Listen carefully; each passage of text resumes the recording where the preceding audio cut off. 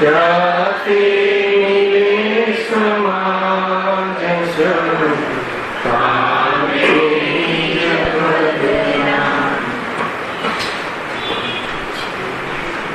જે નિજ ભાવ સદા સુખ નિજનો કરો પ્રકાશ જે વિધિ ભવ દુઃખ કરે છે સત્તા.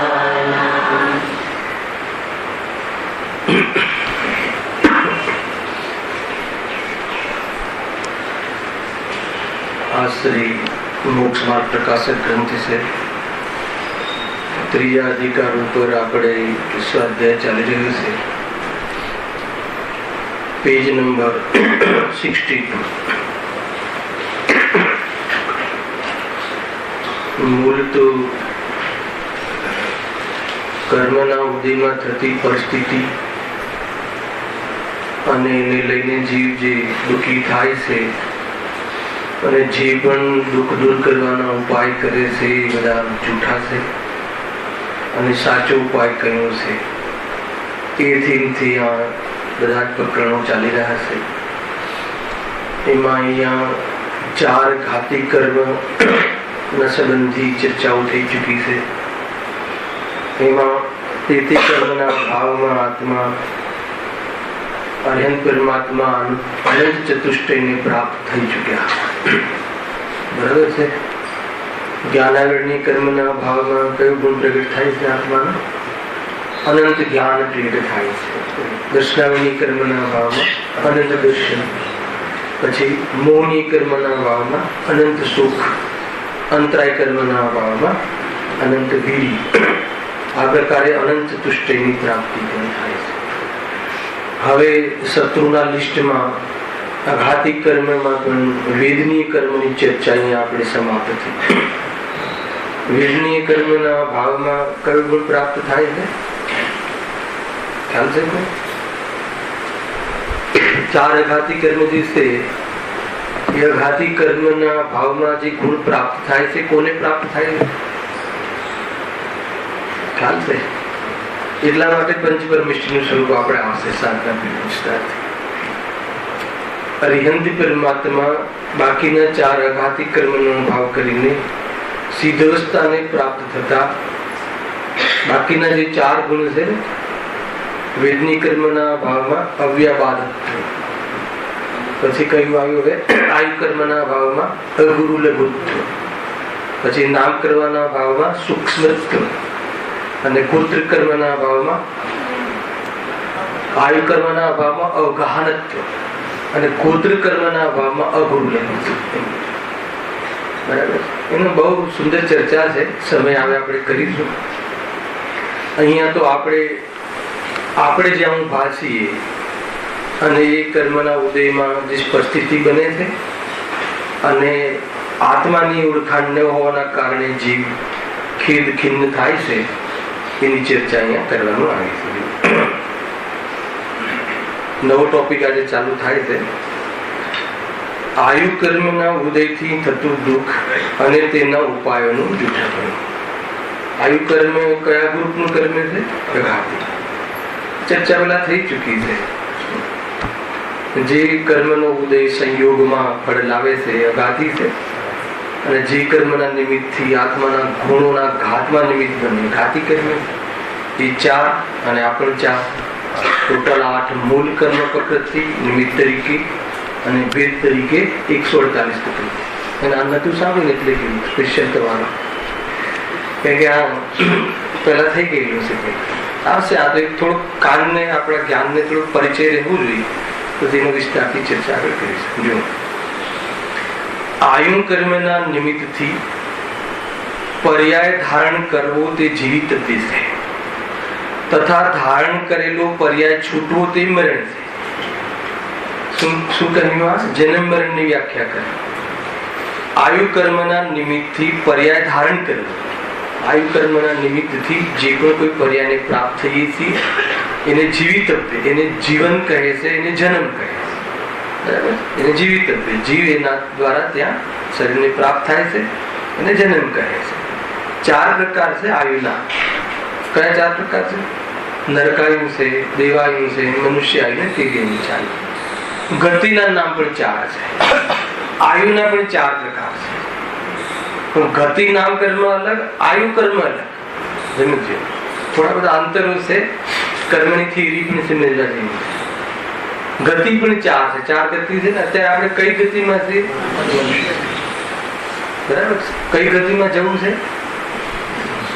પંચમ ગતિ. એ નહીં ભૂલવાનું. 4 ગતિ જોઈતી નથી. કેમ આવે છે આ ગતિમાં? પોઝિટિવ, મોક્ષ માટે. પણ અહીંયા મારો બીજો વિષય ચાલે છે. બહુ સારું. આ વાત તો યાદ રહેવી જ જોઈએ. મોક્ષ માટે આવ્યા જોઈએ, કોઈ ભેતરું કરવા નથી આવ્યા. એ તો યાદ રહેવું જ જોઈએ. પરંતુ આ કયા ફળને પ્રાપ્ત છે? કોના ફળને પ્રાપ્ત છે? પેલા જોરદાર મનુષ્ય આયુ, મતલબ બહુ સારું કુલ મળ્યું છે. સારું એ જે મળ્યું છે એ અપરાધનું ફળ છે. કે નહીં, પૂર્વમાં કરેલા કર્મનું આ ફળ છે. આ મળવું એ શોભા નથી. મનુષ્ય ગતિ મળવી શોભા છે. શરીર સાથે રહેવું એ શોભા છે. શરીરના અવલંબને જીવન જીવવું 10 પ્રાણ એ શોભા છે. એ સમજ આવી.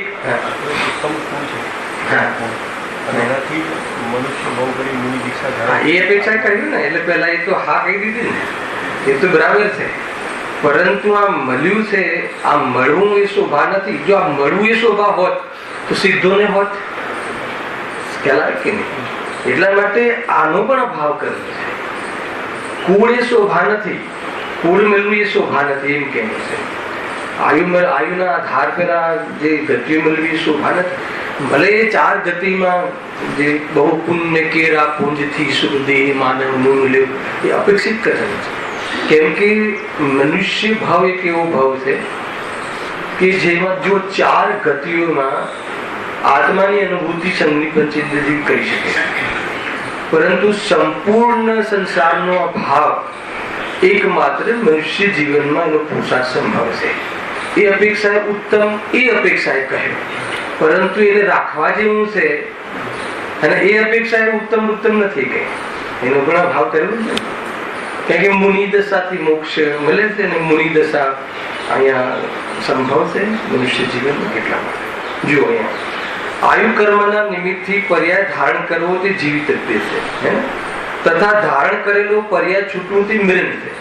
એટલે જન્મ મરણનો જે સંબંધ છે એ શરીરની ઓરથી છે. આત્મા તો જન્મતો પણ નથી ને મરતો પણ નથી. જેનો જન્મ હોય એ મરે. તો કોણ જન્મે છે? આત્મા જન્મે છે કે આત્મા નથી જન્મ? પેલા કોણ જન્મે છે? તો કોઈને ખ્યાલ છે કોણ જન્મે છે? તો કહે છે કે આત્મા અને આ શરીર જે મળે અને એ બી આયુ પ્રમાણ મળે એને અહીંયા જીવિત કહે છે. અને જયારે આયુ કર્મના ભાવમાં એ શરીરનો વિયોગ થઈ જાય એને લોકમાં મરણ કહે છે. પરમાર્થથી તો વસ્તુનું અર્થાત તો આત્માનું મરણ જ નથી. એ તો અહીંયા શરીરમાં આવ્યો એને જન્મ કહે છે. અને આવ્યો એ જવાનો પણ છે. શરીરનો વિયોગ થયો એને મરણ કહે છે. તો આ જન્મ મરણ સત્ય ઘટના નથી. આ પરમ સત્ય નથી. એને લોકમાં એમ કહે છે ને કે નહીં ભાઈ તું મરણનો સ્વીકાર કર, અને મરણનો સ્વીકાર કર તો તને દુઃખ નહીં થાય. સાંભળજો, કેમ કે મરવાનું છે. એક દરેક જીવે બધાને મરવાનું જ છે. એમ નિર્ણય કરો તો દુઃખ નહીં થાય. ખ્યાલ આવે કે નહીં? અહીંયા એ શૈલી નથી જૈન ધર્મ. ખ્યાલ આવે? અહીંયા કહે છે કે કોઈને કહીને જુઓ, આપ પોતાને જ કહીને જુઓ કે આપણે મરવાનું નક્કી છે, મરવાનું છે. એ ટોન છે ને વ્યવહારથી, પણ એ જુદી વાત છે. તો એ જે દુઃખી વધારે મારે મરવાનું છે, અહીંયા તો કહે તું મરતો જ નથી. એ એક જ માત્ર ટોનિક છે, એક જ માત્ર સિદ્ધાંત એવું છે કે નિર્ભય કરે. તો મરે છે એ કોણ છે? તો કે એ તો શરીરનો વિયોગ થાય છે. એને લોકમાં જે છે ને, લોકમાં અજ્ઞાની લોકો જે છે ને એને મરણ કહે છે. અને સંસારમાં પણ લોકના ભાષામાં વ્યવહારથી મરણ કહ્યું છે. પરમાર્થથી મરણ નથી. અને એક ક્ષણિક સત્ય છે, પરમ સત્ય નથી. પરમ સત્ય શું છે? પરમ સત્ય શું છે? મરણ જ નથી. આત્મા મરતો જ નથી. અહીંયા આવે છે એને લોકોએ જન્મ કહી દીધો, અને અહીંયાથી બીજે જાય એને લોકોએ મરણ કહી દીધું. ખ્યાલ આવ્યો કે નહીં? પણ વાસ્તવમાં જન્મ મરણ છે. બોલો, આ શાંતિ અપાય? ના, એક દિવસ મરવાનું છે, બધા મરી જ જવાના છીએ એને, એટલે તું હવે એ સંબંધિત તું શાંતિ રાખ ને તું એ માની લે અને સહન કરી લે, એવો ધંધો અહીંયા નથી. અહીંયા ક્યારેક તું મરતો જ નથી. આ વાત પેલા ખૂટામાં રાખવાની, પછી આ વાત સમજવાની. એને જે પરિસ્થિતિ છે એને પણ સમજવી છે, પરંતુ આ વાત મૂળમાં આપણને ખબર પડવી જોઈએ. અને માતા જે છે એનો બાળક એની માતાનો છેડો પકડી લે ને, અને પછી ભલે ગમે ત્યાં ફરે, પછી ચિંતા નથી એને. પણ જો એ છોડી દીધો ને છેડો, તો મેળામાં ખોવાઈ જશે. પછી અનંત ભાવે મળશે કે નહીં મળે એ સમજવા જેવી વાત, સામાન્ય વાત નથી. આ બહુ દુર્લભ છે. આ જીન ધર્મ મળવો, સમુદ્રમાં એક હીરો પડી ગયો અને એ જ હીરો શોધી લાવવો એટલો દુર્લભ છે. જલ્દી સમજમાં આવે છે. એટલા માટે આનું યુટિલિટી કરવા જેવી છે. આયુ કર્મના નિમિત્તથી પર્યાય ધારણ કરવો તે જીવિતવ્ય છે, તથા ધારણ કરેલા પર્યાય છૂટવો તે મરણ છે. હવે આ જીવ મિથ્યાદર્શન આદિથી એ પર્યાયને જ પોતાના સ્વરૂપને અનુભવે છે. ભૂલ આ થઈ. બરાબર છે કે? જો એક વાત તમને બતાવો, આજે આયુ કર્મનો જે ઉદય છે ને, તો એનું બંધ ક્યારે થાય છે? કોના કારણે થાય છે? આપણને આ મનુષ્ય આયુ મળ્યું, એનું કારણ કોણ છે? એ મનુષ્ય આયુનું બંધ થયું ને, એનું કારણ કોણ છે? મોહ રાગ દ્વેષ. આયુ કર્મના ઉદયથી આયુનો બંધ થતો નથી. આઠે કર્મનો બંધ મોહ રાગ દ્વેષના કારણે થાય છે. એટલે મગજમાં રાખ. બરાબર છે? અને એ આયુ બંધ આપણે આયુ કર્મના કારણે આવ્યા અહીંયા, તો આયુ કર્મનો બંધ ક્યારે અને કોને કરે? તો કે પૂર્વમાં આપણે કર્યો. એની એક વિધિ છે ને કે ત્રિભાગ વાળી, ઘણી વખત હું કહી ચૂક્યો છું. 8 વખત ત્રિભાગ થાય છે. મતલબ કે નેક્સ્ટ ભાવનું જે આયુનું બંધ છે ને, આ ભાવમાં નક્કી થશે, અથવા આ ભાવમાં કરશે. નક્કી તો અનાદિથી છે, પણ આ ભાવમાં કરશે. નેક્સ્ટ ભાવનું આયુ જ બંધ થાય છે. એના આગળનો આયુનો બંધ અત્યારથી નથી થતો. ગતિઓનો બંધ નિરંતર થાય છે. ચારે ગતિ જેવી જીતના પરિણામ કરે હોય. મનુષ્ય પણ પશુતાનું જીવન જીવે તો એ બધી તિર્યંજ ગતિનું બંધ બંધાતો હોય છે. ગતિ અલગ છે. અને જે સમયે આયુનો બંધ થાય, એ સમયે જે ભાવ હોય એ ગતિને પ્રાપ્ત થાય. એ ધ્યાન રાખજો. જે સમયે આયુનો બંધ થાય, એ સમયે જે ભાવ હોય, જે ગતિના ભાવ, એ આયુનો બંધ થાય છે. એ ગતિના સંબંધી આયુનો બંધ થાય છે. મતલબ કે તમારું આખું જીવન ટોપ તમારું હોય, ચાલતું હોય, બરાબર, પરંતુ જે કાળમાં આયુનું બંધ થવાને યોગ્ય પરિણામ થયું, એ વખતે તમારા પરિણામ કોઈ ગડબડ વાળા હોય, તો એ ગતિ વાળું તમારું આયુ બંધાઈ જાય.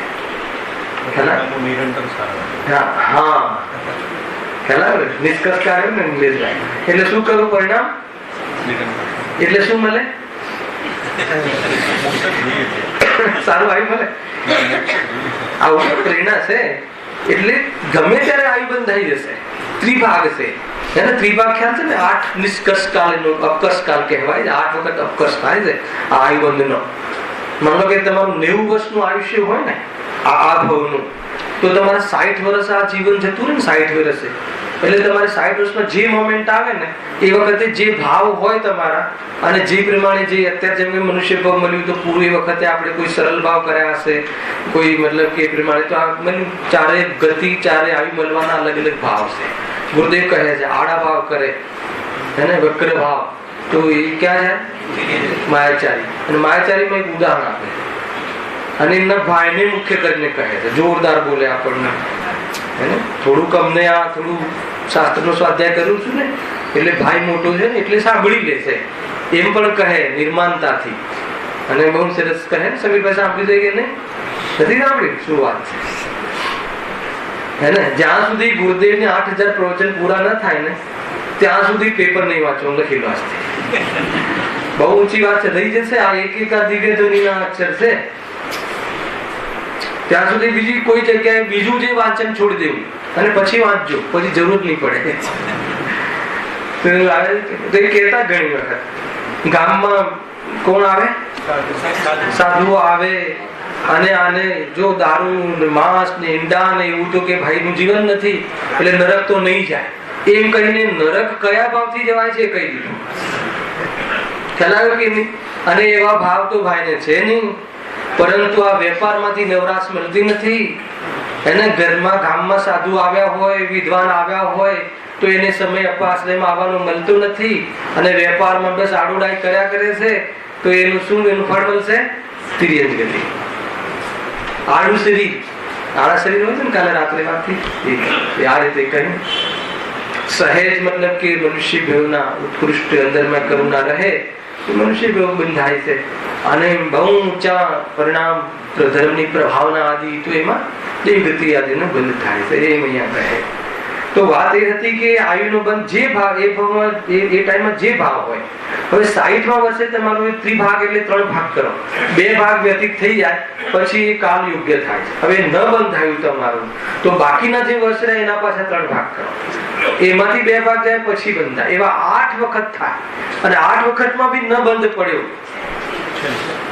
તો પછી આગળ જવું છે, નક્કી તો થવું જોઈએ ને ક્યાં જવું છે. બુકિંગ પહેલાથી જ થાય, સ્ટાઇલ એ જ છે, રેલવેની સ્ટાઇલ.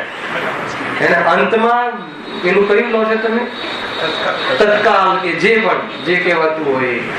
અને છેલ્લે ન મળે તો પણ કોઈ બી રીતે ટીસી ને આપીને પણ બુકિંગ કરાવવાનું, અને એમ ન મળે તો છેલ્લે ચાદર મૂકીને પણ બુકિંગ કરાવવાનું. બુકિંગ કર્યા વગર નહીં જવાનું, એ નક્કી છે.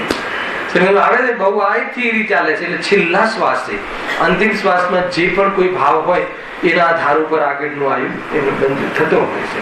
એમાં મારે એ બતાવવું છે કે વર્તમાન જે આયુ મળ્યું છે ને એ કોઈ એ દોષ નથી, એ દોષનું ફળ છે. મારે એટલું જ બતાવવું છે આટલું કહીને.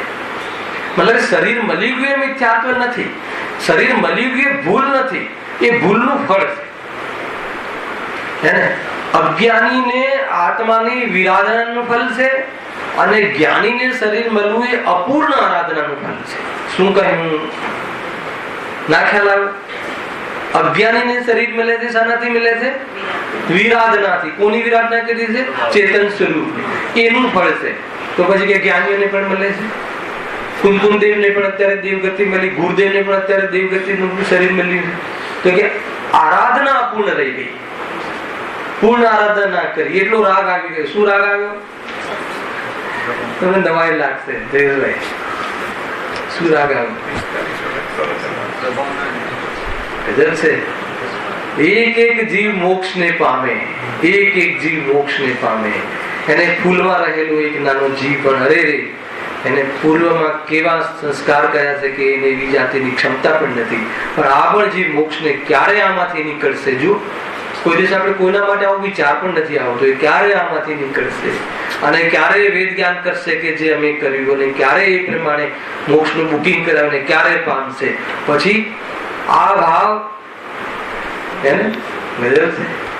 એ ભાવનું ફળ શું આવ્યું? દેવગતિ.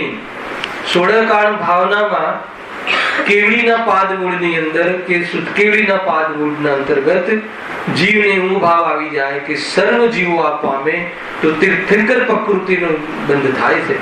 તીર્થંકર નામની પ્રકૃતિનો બંધ થાય. મોક્ષ નથી જવાતું એટલે એમને આરાધના અપૂર્ણ રહી ગઈ. એ તીર્થંકર કેવલી પરમાત્મા સિમંદર ભગવાનના દરબારમાં બીજા કેટલાય જીવો મુનિ દશા ગ્રહણ કરી અને સામાન્ય કેવલી થઈને સિદ્ધને પ્રાપ્ત થઈ જાય છે એમના પહેલા. સમજમાં આવે છે હું શું કહેવું છે મારે? બહુ એમ તીર્થંકરોનું આયુષ્ય કેટલું હોય છે? પૂર્વ છે ને કેટલા વર્ષોનું, કરોડો વર્ષ થઈ જાય. અને એ પહેલા તો કેટલાય જીવો, આપણા જેવા જીવો, બોલો તીર્થંકર પદ લેવું સારું કે કયું સારું? નસો ઉતરી જાય. એટલે ગુરુદેવ એના પર બરાબર તીર્થંકર પ્રકૃતિનો બંધ થાય છે. એનાથી મોક્ષ નથી જવાતું. જે ભાવે બંધ થતો હોય એ ભાવે મોક્ષ કઈ રીતે જવાય? જોરદાર છે. એ તો આપણે સ્વાર્થી છીએ. નવકાર મંત્રમાં કહેશું આપણે એટલી ઊંચી સિદ્ધ દશાને આપણે પહેલા નંબર પર ન રાખીને અર્હન દશાને પહેલા આપણે પૂજીએ છીએ. કેમ? આપણે સ્વાર્થી છીએ. કેમ કે આપણને સીધો લાભ તો અર્હન ભગવાનથી થાય છે. કેમ કે એની દિવ્ય ધ્વનિ ખરે છે. બાકી મોટામાં મોટી ઊંચામાં ઉત્કૃષ્ટ પર્યાય કઈ? મુક્ત દશા એક જ છે, સિદ્ધ દશા. તો એ દશાને પેલા નમસ્કાર કરવા જોઈએ ને, પણ નહીં કે અમને તો એ સિદ્ધ દશાનો પરિચય પણ અર્હંત દશાએ કરાવ્યો. એટલા માટે મારા માટે તો અર્હંતની અટેચમેન્ટ પહેલા આપણે બધું આવશે. એક એક પોર્શન બહુ પદનો ક્રમ કેમ એમ રાખવામાં આવ્યો છે ને કેમ એમ બધી વાત છે. અહીંયા તો કહે છે કે તને એ જે પણ આ જે અપૂર્ણ આરાધના વિરાધના તો હોતી નથી એમને. હવે જેવી 10-15 ભાવ જેના જે મેક્સિમમ 15 અને જેના જે ભાવ બાકી રહ્યા હોય એ શરીર મળવાનું કારણ પણ અપૂર્ણ આરાધના સ્વરૂપમાં ડૂબ્યા ને આચાર્ય કુમકુમ દેવ ને જે આ સમેસાર આદિ પરમાગમ લખવાનો ભાવ આવ્યો એના ફળમાં મોક્ષ ન મળતા દેવગતિ કહેવાય કે નહીં. જ્યારે એમને એમના એ વિતરાગ ભાવની કિંમત ઉપર આવા સમેસાર આદિ ગ્રંથ લખ્યા હોય અને આપણે હજુ પૂરા ના થયા હોય તો કહે છે કે આપણે આચાર્ય કુમકુમ દેવનો વિનય કર્યો કહેવાય કે ના કહેવાય, અથવા એને આપણે પરિચય ના કરે. સમજમાં આવે છે આખી વાત? બરાબર છે વીરભાઈ મારું લોજિક? જો જે પણ વ્યક્તિ જે પણ જ્ઞાની ધર્માત્મા એ સ્વરૂપમાંથી બહાર આવી એ કિંમત ઉપર ના એ તો એમને ડ્યુટી છે ને અંદર રહેવું હે ને. અમે શું કરીએ તો એ ક્યાં તમારા પર દાવો કરે છે? એ તો એમ જ કહે છે કે મને આ રાગથી બચાવી નહીં. તમારા એ તો આપણે ગોઠવી દીધું કે પ્રભુ તમે મારા કારણે ગુરુદેવ તમે અહીંયા આવ્યા. ગુરુદેવ કે અહીંયા આવું એ શોભા છે? પંચમ કાળનો મનુષ્ય થવું એ શોભા છે કે જ્યાં પૂર્ણ મોક્ષનો પુરુષાર્થ ન કરી શકે એવી ક્ષમતા લઈને આવે છે જીવ? સાતમા ગુણસ્થાન સુધી જઈ શકે છે, બુકિંગ થઈ શકે છે, પરંતુ મોક્ષની યોગ્યતા વાળા જીવો અહીંયા નથી આવતા. પર્યાયની અંદર ઘણી બધી વાતો છે નૈમિત્તિક પણ છતાં આપણને આ વાતનો ખ્યાલ હોવો જોઈએ કે જ્ઞાની ધર્માત્માઓએ જે કિંમત ચૂકવી છે એમને એને મોક્ષનો એક ભાવ વધી ગયો, બાકી બીજા ભાવે મોક્ષ જશે કે ત્રીજા ભાવે જશે તો એ ભાવ આવી ગયા. મારે એ બતાવવું છે ભાઈ, આ વાતથી એક ખ્યાલ આવવો જોઈએ કે જયારે આટલો પ્રશંસનીય આજે વિશ્વની અંદર આવો ઉત્કૃષ્ટ ભાવ જે જીનવાણીની પ્રભાવના આદિ અગર એ ભાવનું ફલ પણ જો મોક્ષ ના હોય તો આપણે જે ભાવો કરીએ છીએ इन भावों का फल क्या होगा? जरा એનું હેડિંગ લખી અને એકવાર વિચાર કરવા જેવું છે. આપણે જે ભાવ કરીએ છીએ એ ભાવનું ફળ શું હોઈ શકે છે એ પણ એકવાર વિચાર કરી લીધો. અહીંયા તો આપણે આયુ કર્મની વાત ચાલે છે તો અહીંયા કે એટલા માટે આ શરીર મળ્યું છે. મૂળ વાત એ હતી કે શરીર મળ્યું, હવે મળી ગયું છે, હવે શું કરશો? મળી ગયું છે તો મળી ગયું છે એ તો પૂર્વની ભૂલ હતી. વળી પાછી ભૂલ શું કરે છે? એ લીટી આ લીટી આ જે મિથ્યાદર્શન આદિથી એ પર્યાયને જ વળી પાછી ભૂલ પોતાના સ્વરૂપને અનુભવે છે, અર્થાત એને પોતાનું સ્વરૂપ માને છે. તે પોતાનું સ્વરૂપ માનશે તો શું થશે? શું પ્રોબ્લેમ છે? જો આગળ લખ્યું છે તેથી જીવિત રહેતા પોતાનું અસ્તિત્વ માને છે. બહુ લોજિકલ છે, બરાબર સાંભળજો. કોઈ કહે કે ચલો એમાં શું પ્રોબ્લેમ છે? અમે તમારા શરીરને થોડી અમારું માન્યું છે. અમને તો જે મળ્યું છે અમારા કર્મે મળ્યું છે, અમારા ફૂટેલા કર્મે મળ્યું છે. તમારે જે કેવું હોય કહો. જેટલો મતલબ અમને જે તમારે જે પણ મળ્યું છે અમારા પુરુષાર્થથી મળ્યું છે. ઉલટા પુરુષાર્થથી મળ્યું છે, અવળા પુરુષાર્થ નો બરાબર છે ને? તો આ મળ્યું છે. હવે એને અમારું માનીએ છીએ તો શું પ્રોબ્લેમ છે? તો કે આગળ પ્રોબ્લેમ દુઃખી થઈશ. આગળ લખ્યું છે દુઃખી થવાનું ને, આ તો દુઃખનો ચેપ્ટર ચાલી રહ્યું છે ને કે એમ માનવાથી જીવ દુઃખી થશે. જો એ લોકની અંદર શરીર મળવું આયુ કર્મના નિમિત્તથી એને જીવિતવ્ય કહે છે અને એ આયુ કર્મનું પરિપૂર્ણ થતા એનો ક્ષય થઈ જતા શરીરનો વિયોગ થયો એને મરણ કહે છે. એ એટલે સુધી આવ્યા પછી કહે છે કે જીવ આ જીવ મિથ્યાદર્શન આદિથી ભ્રમથી, મિથ્યાદર્શન એટલે શું? ભ્રમથી, અણસમજથી, ગલતફહેમીથી, ગેરસમજથી ખ્યાલ એ જ પર્યાયને એ શરીર આદિ પર્યાયને એ મળી એને શું માને છે? પોતાનું સ્વરૂપ માને છે. ભૂલ તો આ જ થઈ છે. આ મોટામાં મોટી ભૂલ છે ભાઈ. આ પર્યાય મૂઢતા છે. સૌથી કોઈ જે પર્યાયની ભૂલ કહેવામાં આવે છે ને એ આ ભૂલ છે. એક સમયની પર્યાય તો આપણા જ્ઞાનનો વિષય નથી બનતો. કેવલ જ્ઞાનની પર્યાય હું નથી એનું એમાં બહુ વાત નથી. અહીંયા એ તો બધું આગમ આશ્રિત ચિંતન છે, પણ આ તો આપણા અનુભવ આશ્રિત આ તો ભૂલ છે. આ પર્યાય દેખાય. પર્યાય એટલે શું? આ એક દશા. પર્યાય એટલે એક આવી પોઝિશન. આ પર્યાયની વાત છે. કયા પર્યાયને શરીરાદિ મળે છે ને એ પર્યાય. એ પર્યાય છે એનો શું છે ભાઈ? આ એક પોઝિશન છે.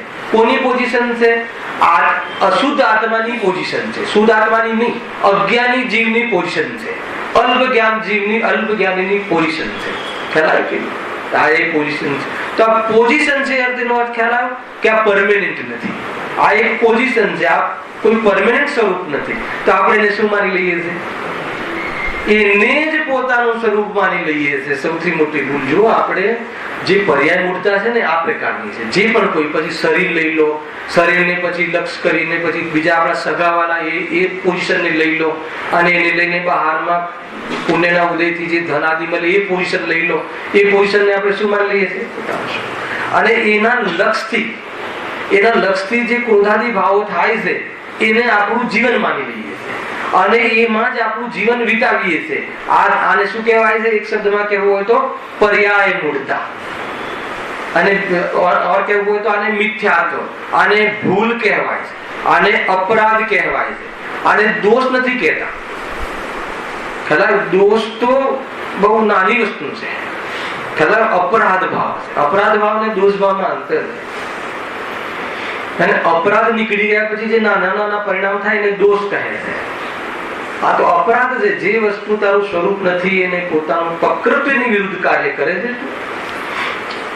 તો એ અહીંયા કહ્યું જો મિથ્યા દર્શન આદિથી એ પર્યાયને જ પોતાના સ્વરૂપને સ્વરૂપ રૂપે અનુભવે. સ્વરૂપ રૂપે હે ને એ એક સ્થિતિ છે એને માનો, પણ એને પોતાનું સ્વરૂપ માનો તો શું થશે? તો વાત એ હતી કે પ્રોબ્લેમ શું છે? જો આગળ પ્રોબ્લેમ હતા. તેથી એ જીવિત રહેતા પોતાનું અસ્તિત્વ માને છે. આજે ભૂલ જ ચાલે છે. એટલે જ્યાં સુધી એ પોઝિશન રહે ત્યાં સુધી શું માને છે? પોતાનું અસ્તિત્વ, પોતાની હયાતી માને છે. અચ્છા, આ હયાતી એને કોઈ બી જીવ પોતાની હયાતી કેટલી ચાહે? કેટલી ચાહે? શાશ્વત ચાહે. અને આ શું છે? સંયોગ. આ પોઝિશન છે. પેલાની હયાતી કેટલી રહેશે? આયુ પ્રમાણ. આગળ બહુ ચર્ચા છે. આયુ પ્રમાણ. એક શ્વાસ વધારે નહીં, એક શ્વાસ ઓછો નહીં. તું લાખ પ્રયાસ કરી લે, અર્થાત કોઈ લાખ પ્રયાસ છોડાવવા માટે કરી લે તો પણ એટલું જ રહેશે. આખું જગત તારું વેરી થઈ જાય અને તારું આ પોઝિશન અર્થાત આ આયુ જે હળવા માંગે એક શ્વાસ વહેલા નહીં હળી શકે. અને આખું જગત તને રાખવા માંગે, આખી દુનિયા ચાહે કે ગુરુદેવ રહેવા જોઈએ, ભગવાન મહાવીર રહેવા જોઈએ, અનંત તીર્થંકરો રહેવા જોઈએ, હે ને? આપણા જીવોની તો સ્વાર્થી જીવો તો અહીંયા રહ્યા હોત તો, ભગવાન મહાવીર અત્યારે રહ્યા હોત તો, તેનો અર્થ મોક્ષ ના ગયા હોત તો એ શું ચાહે છે? શું ચાહીએ છીએ આખી રાત આપણે? સમજમાં આવે છે કે નહીં? તો કે એ સંભવ નથી ભાઈ. કેમ કે આયુ કર્મ પ્રમાણ રહે. એક તો આ સિચ્યુએશન બતાય. તો પરંતુ આ જીવ શું માને છે કે એનાથી જીવિત, એનાથી મારું અસ્તિત્વ માને છે. કઈ વાંધો નહીં, ચલો અમે એનાથી અસ્તિત્વ આપણે માની લઈએ છીએ. તો એનાથી શું થશે? મિથ્યાત્વ તો આ થયું. અસ્તિત્વ માનવી અસ્તિત્વ થયું. એનાથી દુઃખ થશે, એનાથી ખેદ થશે. કેમ ખેદ થશે? કેમ કે એ અસ્તિત્વ પણ કાયમી અસ્તિત્વ પણ રહેવાનું નથી. મૂળ વાત આ છે. એનું લોજિક આ નીકળે જો. તેથી જીવિત રહેતા પોતાનું અસ્તિત્વ માને છે. પછી શું માને છે? તથા મરણ થતા પોતાનો અભાવ થવો માને છે. આ પોતાનો અભાવ થઈ જાય એટલે શું માને? જીવ દુઃખી થઈ જાય. લખ્યું છે આગળ, આ જ કારણથી તે નિરંતર મરણનો ભય છે. આ જ કારણથી તેને નિરંતર મરણનો ભય રહે છે. Printing mistake. કોને? તેને. આપણને નહીં, તેને મરણનો ભય રહે છે. કોને મરણનો ભય રહે? ખ્યાલ? એને. કોને?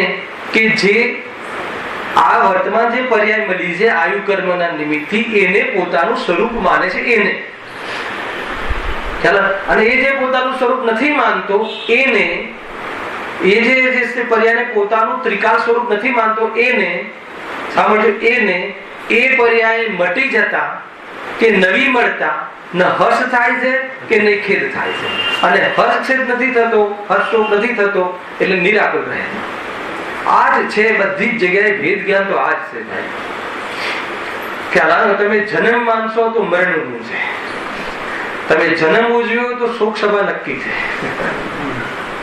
નક્કી કરી લો શું કરવું છે, બરાબર છે કે નહીં? બર્થડે વ્યર્થ ડે ખરા ને શું કરે? આ જ કારણથી તેને નિરંતર મરણનો ભય રહે છે. નિરંતર આ જીવને મરણનો ભય રહે છે, નિરંતર. એવું એક બી સમય બતાવો કે ભય ના રહેતો હોય. નિરંતર કાંઈ નો કાંઈ આ થાય તે થાય કઈ બી થાય, અને થોડુંક આમ શરીરમાં રોગ આવી જાય તો કેમ મરણનો ભય રહે છે? કેમ કે એને અજન્મા આત્મા, અનાદિ અનંત આત્માનો વિશ્વાસ નથી. એને એ જે પર્યાય મળી છે એને પોતાનું સ્વરૂપ માની લીધું છે. અચ્છા, મરણનો ભય મટાડવો હોય તો શું કરવું? જે મરતો નથી એવો જે હું છું એને દેખો, બસ એક જ ઉપાય છે. નિરંતર મરણનો ભય રહે છે. થોડુંક આમ ખાંસી વધી જાય, થોડુંક અહીંયા છાતીમાં દુખાવું પડે તો પહેલા એ કેમ ભયને પ્રાપ્ત થાય? છાતીમાં દુખાવો કોઈને ઉપડે તો હમણાં ઉપડે જશે ને કોઈને તો ઉપડ્યો હોય તો એ સૌથી પહેલા ધનેશભાઈ કેમ ભયને પ્રાપ્ત કેમ થાય છે બતાવો. કેમ કે આ છૂટી જશે દેહ, એનો અભાવ થઈ, દેહનો અભાવ થઈ જશે ત્યાં સુધી પ્રોબ્લેમ નથી, એ તો થવાનું જ છે. એટલે દુઃખી નથી થતો. કેમ દુઃખી થાય છે? કે દેહના અભાવ થવાથી મારો અભાવ થઈ જશે એવું જે એને માની લીધું છે એ પર્યાયની બાબતમાં, એ પોઝિશનની બાબતમાં, એટલે દુઃખી થાય છે. દેહના અભાવ થવાથી આજ સુધી કોઈ પણ જીવ દુઃખી અજ્ઞાની પણ થયો નથી. શું વાત કીધું? હા, દેહના અભાવથી દુઃખી થતો નથી તો સારાથી આ દેહનો અભાવ થઈ જવાથી મારો અભાવ થઈ જશે એવી માન્યતાના કારણે જીવ દુઃખી છે. અહીંયા કહે છે કે જો આ રીતે નિરૂપણ નહીં કરે ને ચીનુભાઈ તો કહે છે દેહનો અભાવ તો થાય છે, દેહનો અભાવ તો થાય છે, તો કે દેહનો અભાવ થવા છતાં તારો અભાવ થતો નથી એ સમજવાનું. કેમ કે નહીં તો પછી તમે ભગવાન મહાવીર સાથે કોન્ટેક્ટ કરો અને જ્ઞાની સાથે કોન્ટેક્ટ કરો કે પછી આ ભાવ જ ના થાય તો કે નહીં થાય. એનો અભાવ થવા છતાં તારો અભાવ નહીં થાય એમાં કોન્ટેક્ટ કરવાની જરૂર નથી. ખ્યાલ આવે કે નહીં? દેહનો અભાવ છતાં આપણો અભાવ નહીં થાય તો પછી પ્રોબ્લેમ શું છે પ્રભુભાઈ? કે નહીં, મારે એ વાત સમજમાં આવી ગઈ કે દેહનો અભાવ થવા છતાં મારો અભાવ થતો નથી, પરંતુ બીજે તો જવું પડશે ને. પ્રોબ્લેમ એ છે હા, તમે કાયમી રહીએ છીએ એ વાત તો બરાબર છે, પણ અહીંયા કાયમી રહીએ એવું કોઈ વ્યવસ્થા ખરી? તો કે અહીંયા કાયમી રહીને તારે કરવું શું છે? એવી એક જગ્યા છે કે ત્યાંથી પાછો જ ના આવે, સિદ્ધ અવસ્થા એવી પણ એક છે. હલાવે કે નહીં કે એવી અવસ્થાને પ્રાપ્ત થઈ જાય કે જેને પાછું આવું જ ના પડે, પરમેનન્ટ રહે એવી અવસ્થા છે. ધ્રુવ અચલ અનુપમ ગતિ, સિદ્ધ ગતિ. એકવાર સિદ્ધ થઈ જાય પછી પાછો આવવાનો વાત જ નથી. તમે આ ટોન થી લેજો. આજે ભલે વાત કર્મની છે પણ પૂરેપૂરી આપણા હૃદયને હલાવી દે કે આત્મા તારે દુઃખી ના થવું હોય તો કહે છે કે મરે છે એ વાતને તું મુખ્ય નહીં કર. શાને મુખ્ય કર?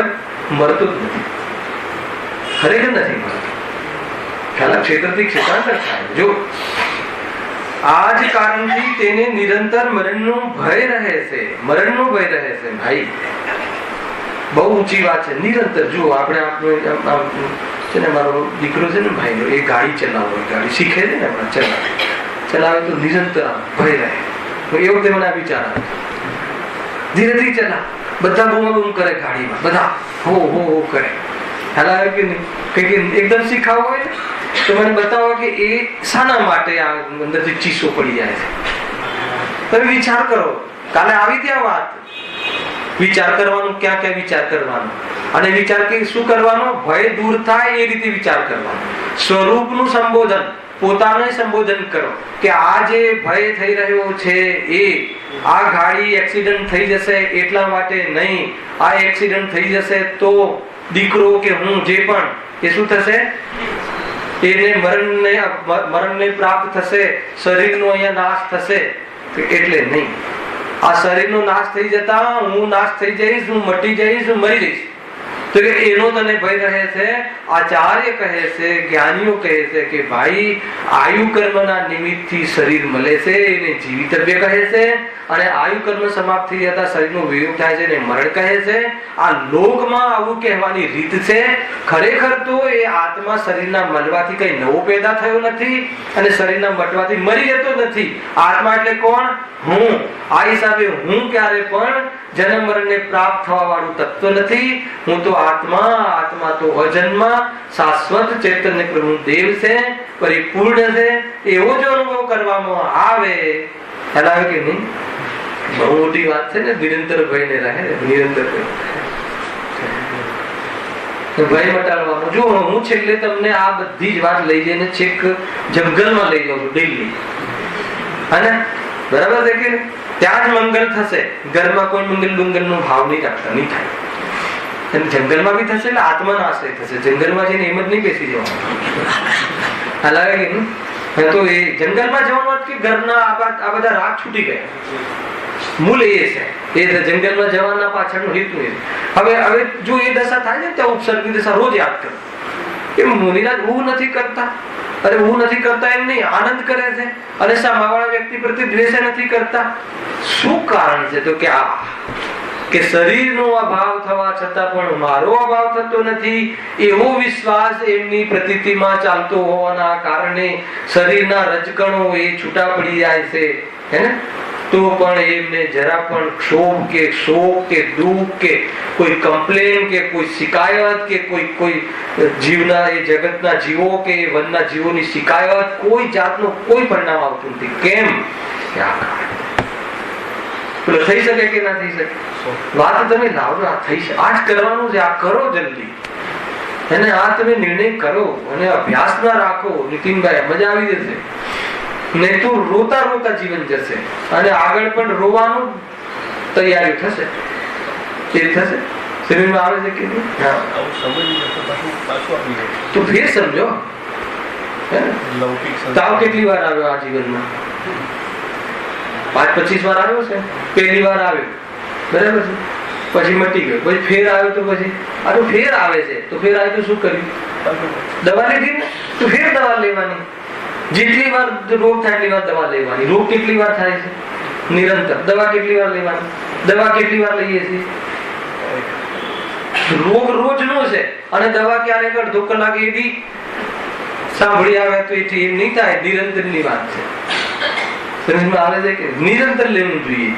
આ જીવને શું થાય છે કે મતલબ થોડુંક સાંભળી આવે છે અને સાંભળીને થોડુંક મન કશાયમાં રાહત થઈ જાય છે એટલે પછી ભૂલી જાય છે પાછું, અને વળી પાછું કોરોને કોરો રહે. તો આ તો નિરંતર ભાઈ આ જ કરવા જેવું છે, આ જ થઈ શકે એવું છે. જ્યાં આપણે લાગ્યા છે એ આપણું કર્તવ્ય જ નથી, હે ને? ખરેખર આ છે. કોઈ કહે કે તમે તમારે કરાવવું શું છે? બધાની દુકાનો બંધ કરા. હા, બધું બંધ કરાવી દેવું છે. એવી દુકાન ચલાવડાવી છે ને કે બંધ જ ના થાય. સુખ જ સુખ હોય છે, કમાણી થાય છે. એ સામે બહુ મોટી વાત છે ને ભાઈ. અરે તમે વિચાર કરો, માન લો નિલેશભાઈ, તમે માન લો કે જ્યાં કરો છો ત્યાં પુણ્યના ઉદયથી મળે 1000 કરોડ ભેગા થઈ ગયા તો શું થશે? તમે 1000 કરોડ છોડીને જશો, હું 2-5 લાખ છોડીને જઈશ, તો જશું ને?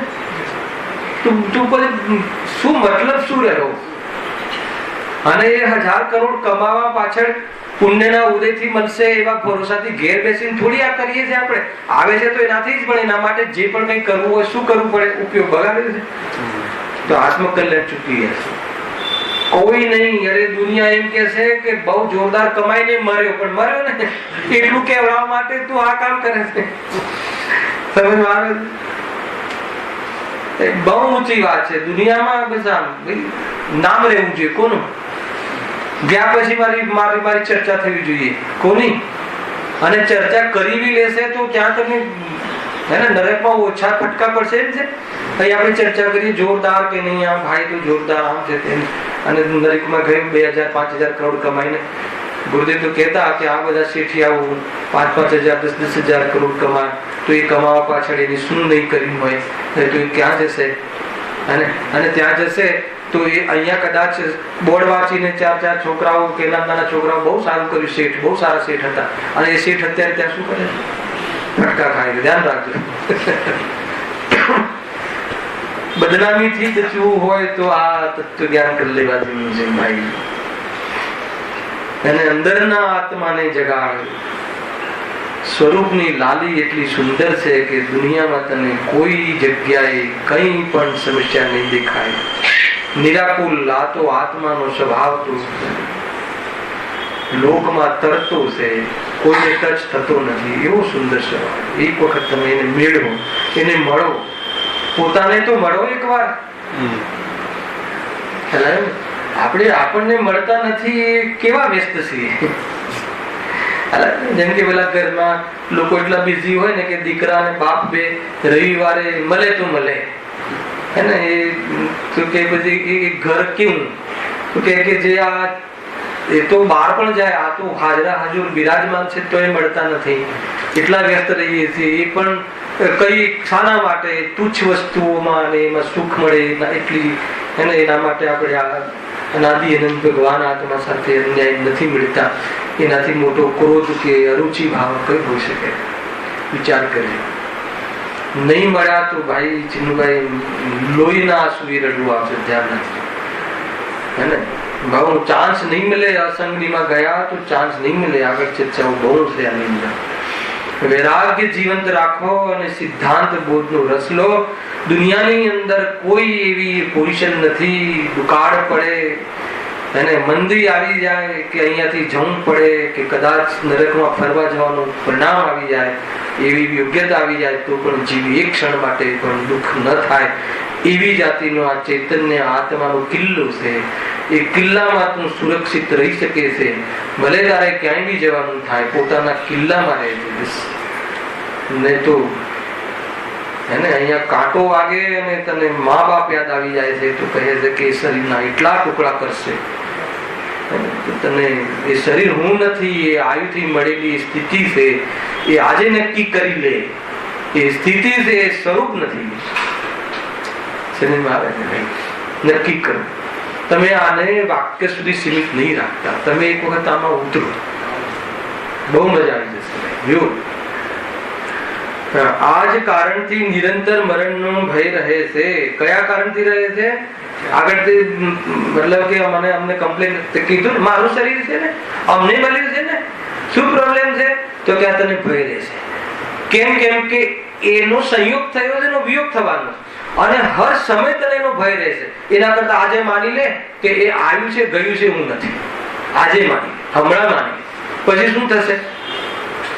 પછી એનો ટ્રાયલ કરવાની જરૂર નથી, હે ને. કોઈ ટ્રેનના પાટા પર ભરાઈને કરવાની જરૂર નથી. એવા સંજોગો આવ્યા રાખશે ને, ત્યાં તું પોતાની આ કસોટી પર, તારા તત્વ સિદ્ધાંતની કસોટી પર તને ખ્યાલ આવી જશે કે કેવી મજા આવે છે. આશ્ચર્ય છે, બહુ મજા આવશે. કદાચિત તેનો સંયોગ ફરીથી આ જ કારણથી તને નિરંતર મરણનો ભય રહે છે. તે ભયથી સદા આકુરતા રહે છે. કેમ આકુરતા રહે છે દર્શન? આકુરતા કેમ રહે છે? આ શરીરની આ પર્યાયની બીમારી માની તો મારી માની છે, એમાં દુઃખ થવાનું શું? એમાં કઈ રીતે દુઃખ થઈ? કેમ કે એનો વિયોગ થવાનો છે, એનો અભાવ થવાનો. કેમ અભાવ થવાનો છે? કે આયુ કર્મ પ્રમાણે ક્યારે થવાનો છે, કેટલા કાળ થવાનો છે? આયુ કર્મ એ નિશ્ચિત કરે છે કે આ આત્માએ આ શરીરમાં કેટલા કાળ રહેવું. ખ્યાલ આવે કે નહીં? કોઈ બી પરિસ્થિતિ આવી જાય, અરે દરિયામાં પડી જાય મધ દરિયે તો બી આયુષ્ય બાકી હશે તો રહેશે. હજારો દાખલા છે, જોઈ લેજો. નખમાં રોગ ના હોય અને કાલે નામ જોવા મળે સામે, હાલે ક્યાં ગયા, હે ને. અને હજારો વર્ષ કોમામાં રહે, આયુ પ્રમાણ રહે છે. અને આયુ પ્રમાણ રહે છે, એ સંયોગમાં રહે છે. આત્મા તો અસ્તિત્વ શક્તિથી સદાકાળ રહે છે. અને અસ્તિત્વ શક્તિથી સદાકાળ રહે છે એટલું નહીં, જીવત્વ શક્તિથી ભર્યો રહે છે. એને લીલા લહેર થાય એવી શક્તિઓથી હંમેશા રહે છે. એવું નથી પાછું ખાલી ખમ ફૂટેલા ઢોલ જેવું નથી. હલાવે ને જમીરભાઈ, એવો આત્મા છે, એવું હું. એક વાર તમે જગાડો પોતાને, પકડમાં આવે છે એ રીતે રહ્યો. જેને મરણના કારણ જાણે તેનાથી ઘણો જ ડરે છે. મરણના કારણો કોને? જેને મરણના મતલબ કે કેટલા કારણો અત્યારે કેટલું એને જો કાશ્મીરમાં સ્વર્ગ કહે છે, અત્યારે કે શું છે, નર્ક છે કે સ્વર્ગ છે? ભાગે છે લોકો એને ત્યાંથી બીજે લઈ જવા પડે છે, બધું મૂકીને, કાંઈ લઈ જઈને નહીં, બધું મૂકીને. ખબર પડે દયા કરે છે જીવ આ બધું. એટલે કે થોડુંક આમ એમ લાગે કે બસ અહીંયા કોઈ વાયરસ ફેલાવ્યો છે ને પાકિસ્તાની આતંકવાદી કોઈ અહીંયા શું કર્યું છે, કોઈ એવી જાતિનો ગેસ નહીં અહીંયા કર્યું છે કે બસ તો હવે ભય રહ્યા કરે છે. કશું જ ના થયું હોય તો થાય છે કે નથી થતું?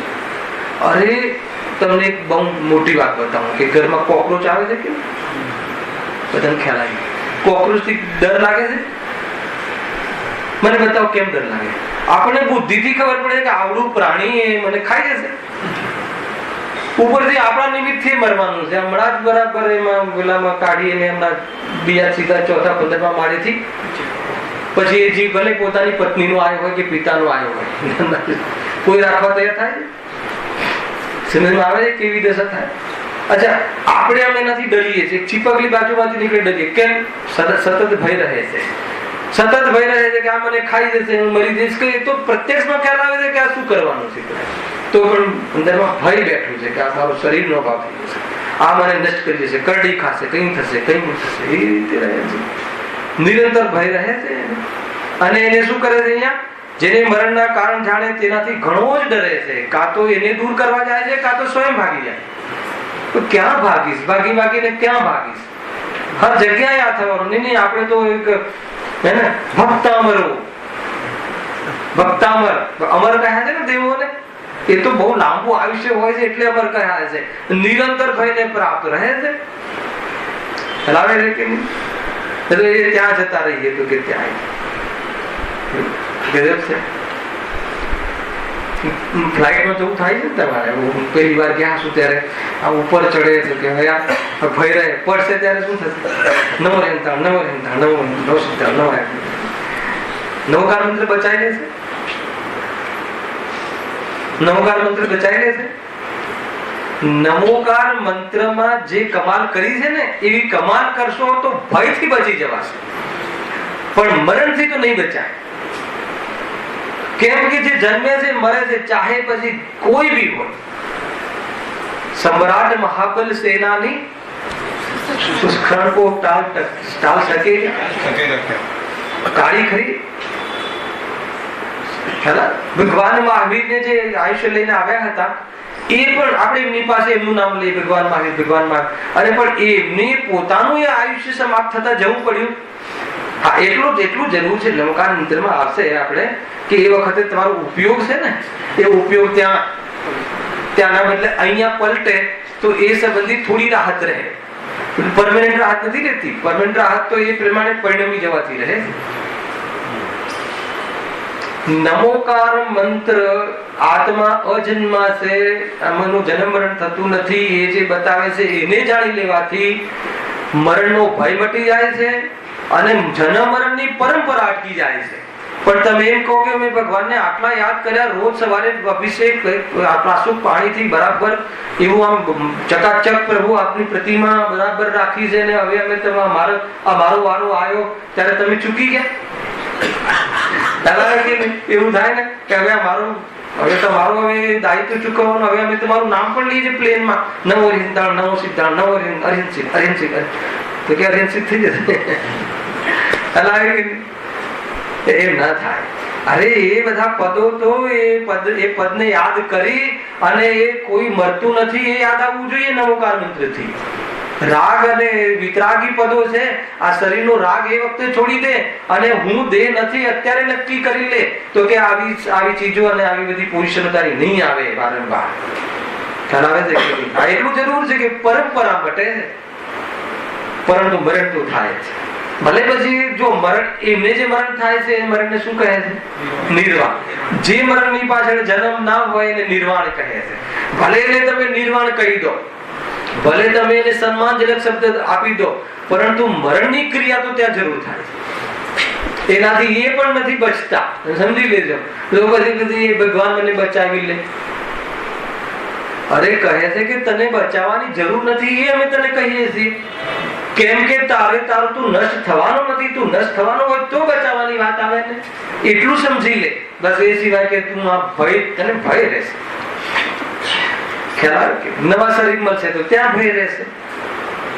સમજમાં આવે ને? તો આ બહુ જોરદાર વાત છે. જો જેને મરણના કારણ જાણે તેનાથી ઘણો જ ડરે છે, ઘણો જ ડરે છે. કદાચિત તેનો સંયોગ બની જાય તો મહાવિહવલ થઈ જાય છે. અને ઘણી વખત તો આ ભયથી મરી જાય છે, કશું થયું ના હોય. માનો કે પ્લેનમાં કોઈ ડિક્લેર કરે કે એવી થોડીક એન્જિનમાં ખરાબી આવી છે અને બસ કે બરાબર સાવધાન, પેટી બાંધી લો, બધું નજીક હોય. કેટલી બાંધીશું, ક્યાં બાંધીશું, શું કરીશું, અને કે નહીં, તો એ ભયને પ્રાપ્ત થાય છે, એટલે વિહવલ થાય, વિહવલ થાય. એ વખતે શું કામમાં આવે? વેદ જ્ઞાન. એકમાત્ર તને કોઈ બચાવે શાનાથી? મરણથી કે મરણના ભયથી? મરણના ભયથી બચવાની વાત છે. મરતો જ નથી આત્મા, એ વખતે તું પ્રસન્ન થા. અરે હું તો જો હવે આ ટ્રાય કરીને જોઉં છું કે આ શરીરમાં હાલ છોડીને જોઉં આટલા કિલોમીટરથી પડીને, પણ હું તો રહીશ જ. અને પછી મતલબ આટલા સુંદર વિચારોથી જશે તો દેહગતિમાં જશે, તો અવધિજ્ઞાનથી જોશે ને કે પૂર્વમાં હું આ પ્લેનમાંથી પડ્યો તો, પરંતુ હું તો અહીંયા છું, તો હું મર્યો નહીં. એ નિર્ણય કર્યો તો એ સત્ય છે, ભગવાનની વાત સાચી છે અને એનાથી ભય રહેતો નથી. હવે મને કોઈ ભય નથી. કેટલું સિમ્પલ છે, બહુ સાદી વાત હોવા છતાં મર્મવાળી વાત છે. ખ્યાલ સમય થઈ ગયો છે. જો શું કહે છે, શાનો સમય થઈ ગયો? નક્કી કરવાનો છે ને. સમય પાકી ગયો છે, સમય આવી ગયો છે, બધું જ મળી ગયું છે. સત્ય વાત મળી ગઈ છે, એને સત્ય ઔષધિ મળી ગઈ છે, સાચા ગુરુ મળી ગયા છે. ભાવ પણ જાગ્યો છે કે હવે તું મોઢું નહીં ફેરવ. હવે એ સામાન્ય 5 ઇંચના થોડા એવા ઠૂઠા જેવા ભોગોમાં આ વાતને નહીં ભૂલી જા. નહીં તો કે એવો પીટાઈ જઈશ, એવો પીટાઈ જઈશ કે તું શું કહે, રોતા નહીં આવડે કહે. નક્કી કરી દો ભાઈ, સમજો. કદાચિત તેનો સંયોગ બની જાય તો મહાવિહવળ થઈ જાય છે. એ પ્રમાણે મહાદુખી રહ્યા કરે છે. શાનાથી મહાદુખી રહ્યા કરે છે? મરણથી, મરણના ભયથી. તો મરણનો ભય કેમ છે? આયુ કર્મ, પૂરું આખું 2 મિનિટમાં. આયુ કર્મના નિમિત્તથી શરીર મળે છે. જેટલા કાલ માટે એને લોકમાં જીવિતવ્ય કહે છે. અને જેટલા કાલ સુધી આયુ કર્મ હોય છે એટલા કાલ રહે છે, ને સમાપ્ત થતા એનો વિયોગ થાય છે, એને ત્યાં મરણ કહે છે. ખ્યાલ આવ્યો? આ જીવને લોકમાં મિથ્યા દર્શનાદિના કારણે આ જે શરીર આદિ ટેમ્પરરી પર્યાય મળી, એને પોતાનું સ્વરૂપ સમજી લે છે. સ્વરૂપ સમજી લેવા પ્રોબ્લેમ શું? કે સ્વરૂપ સમજી લે છે એટલે આ શરીર આદિ તો મળ્યું છે, જવાનું છે, અભાવ થવાનું છે, તો એ નિરંતર એને શરીરના અભાવથી હું મરી જઈશ એવા ભાવ, એવા ખોટા ભ્રમના કારણે એ નિરંતર ભયને પ્રાપ્ત થાય છે. તમે જુઓ, થોડું કાંઈ પણ થાય, નિરંતર એને અનસિક્યોર ફીલ કરે છે. અરે સંયોગમાંથી એવો ખાસ એને છત જતી રહે, કોઈ મિત્ર કે કોઈ પિતા કે કોઈ એના કોઈ ખાસ સ્પીડ પાર્ટનર જતા રહે, તો એ જીવને એમ લાગે છે કે હવે અમારું શું થશે? બેબાકડો બની જાય છે, બાવડો બની જાય છે જીવ, કે હવે અમારે જીવવું કઈ રીતે? અરે તું એનાથી જીવતો હતો, અરે અહીંયા પણ તારા આયુ પ્રાણથી જીવતો હતો, અહીંયા પણ, અને અહીંયા ખરેખર આયુ પ્રાણથી જીવતો હતો, અહીંયા રહેતો હતો, તારી જીવત શક્તિથી કાયમી જીવે છે. આટલું નક્કી કરી લે. આટલું નક્કી નહીં કરે તો પીટાઈશ. સમજમાં આવે છે ને? કેટલી જોરદાર આ વેદજ્ઞાનની ચર્ચા છે. બાકીની ચર્ચા આવતા શનિ રવિ નથી, એના નેક્સ્ટ શનિ રવિ. આવતા શનિવારે આપણે પાર્લાનો પ્રોગ્રામ છે, રવિવારે અમારે પત્રિકાનો પ્રોગ્રામ છે, પણ શનિવારે રાત્રિમાં આપણે કોઈ ગેપ નથી, કોઈ બ્રેક નથી. રાત્રિમાં જે આપણો 9 થી 10 નો ક્લાસ ચાલે છે એ વ્યવસ્થિત રીતે જ આપણે ચલાવીશું. ગેપ નહીં થાય ને, શનિવારે આપણે ગેપ નહીં પડે. આ શનિ રવિવાર તો આપણે બધા ત્યાં બી જે બી લાભ લઈશું ત્યાં બી જે પ્રવચન સહેજાનંદ